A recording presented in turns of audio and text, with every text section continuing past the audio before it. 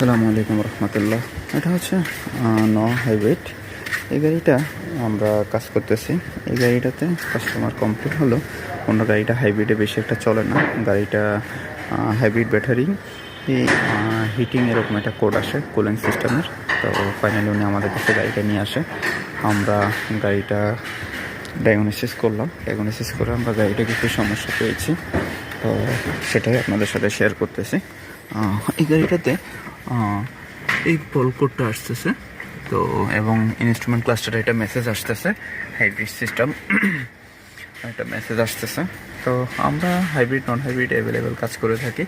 আপনাদের যে কোনো ধরনের সমস্যা আমাদের সাথে যোগাযোগ করতে পারেন। আমাদের কাছে স্পেয়ারও কাজ তো অ্যাভেলেবেল আছে। আমরা নিশান হাইব্রিডগুলো অ্যাভেলেবেল কাজ করি, আমাদের কাছে অ্যাভেলেবেল গাড়িগুলো হয়। ঠিক আছে, আজকে এ পর্যন্তই। আপনাদের যে কোনো